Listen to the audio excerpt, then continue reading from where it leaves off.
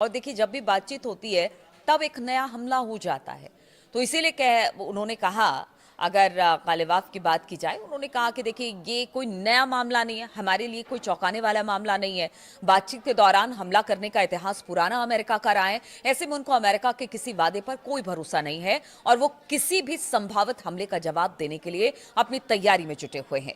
ईरानी संसद के जो स्पीकर हैं मोहम्मद बागर गालिबाफ, उन्होंने शुक्रवार को ये बातें कही। गालिबाफ का ये बयान ऐसे समय में आया है जब अमेरिका ईरान के एक दूसरे पर हमलों से पश्चिम एशिया में एक बार फिर से युद्ध का खतरा मंडरा रहा है।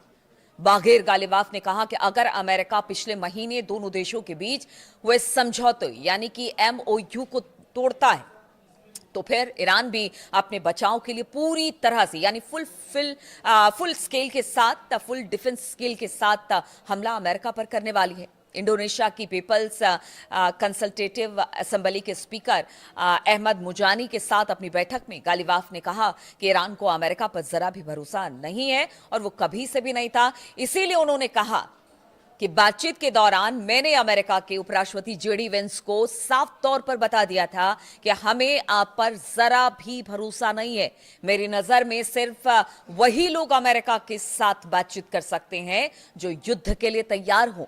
ऐसे में हमने अपने देश की रक्षा की तैयारी कभी नहीं रोकी है। और उन्होंने साफ बता दिया कि ये जो युद्ध विराम का नाटक अमेरिका ने रचा और ये जो बातचीत का पूरा नाटक रचा, उस दौरान भी ईरान अपनी तैयारी कर रहा था और जितने उसके सहयोगी देश हैं उससे भी संपर्क में था, चाहे वो रूस हो, चीन हो, नॉर्थ कोरिया हो, हर से वो संपर्क में था। यानी उसने कभी ये मानकर वो नहीं चला था कि बातचीत के जरिए इस समस्या का हल होगा। उसे पता था कि बार बार अमेरिका एक मंच देता है बातचीत के लिए लेकिन फिर उस पर हमला करता है। इसीलिए गालिबाफ ने कहा कि हमारी तैयारी पहले भी थी, आज भी है और आगे भी रहेगी। अब एक और बड़ी खबर आपको बताते हैं। ईरान के सुप्रीम लीडर मुस्तफा खामनेई पद संभालने के बाद बताया जा रहा है पहली बार सार्वजनिक रूप से सामने आ सकते हैं। ईरान की अर्ध सरकारी तस्नीम न्यूज एजेंसी ने बताया कि सुप्रीम लीडर मुस्तफा अपने दिवंगत पिता अयतुल्ला अली खामनेई के लिए सार्वजनिक प्रार्थना सभा की अगुवाई कर सकते हैं। अली खामनेई की फरवरी के आखिर में इजराइल और अमेरिका के हमलों में मौत हो गई थी। एक हफ्ते के अंतिम संस्कार समारोह के बाद अली खामनेई को उनके गृहनगर मशहद में दफना दिया गया। ईरानी न्यूज एजेंसी ने बताया कि अली खामनेई की सार्वजनिक प्रार्थना सभा के लिए होने वाले कार्यक्रम की अगुवाई उनके बेटे और उत्तराधिकारी मुस्तफा हो सकता है कर ले। यह कार्यक्रम शनिवार को फातिमा मसूमेह की मजार में स्थित इमाम खुमैनी प्रार्थना हॉल में आयोजित किया जाएगा।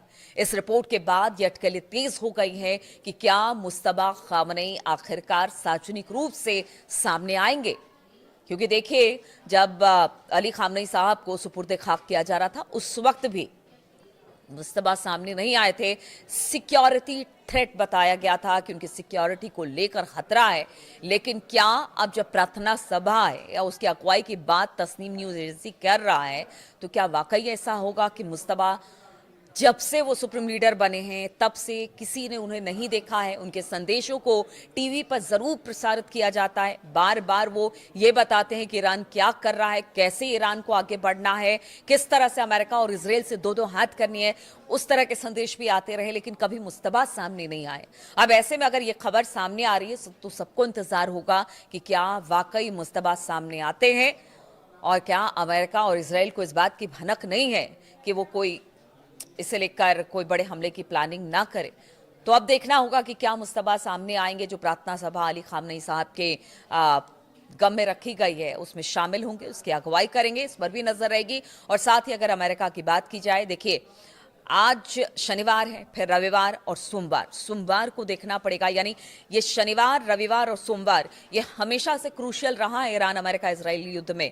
और ऐसे में अगर ये 3 दिन यानी कि तीसरे दिन ये पता चलेगा कि स्थिति क्या है। मार्केट का तो सेंटिमेंट ऐसे ही गड़बड़ा गया इस खबर के बाद से ही कि जब से ट्रंप ने कहा कि हमला होगा और हमले हो रहे हैं, अमेरिका की तरफ से, ईरान की तरफ से लगातार हमले हो रहे हैं।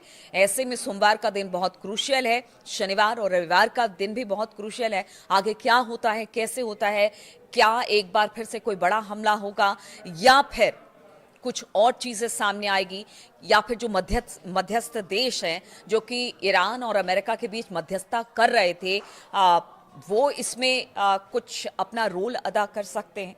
तो बहुत सारे सवाल हैं इस युद्ध को लेकर, और जो स्थिति इस वक्त मिडिल ईस्ट में बन रही है, खासतौर पर ईरान, अमेरिका, इजराइल के बीच में बन रही है, और लगातार नेतन्याहू तो धमकी दे ही रहे हैं।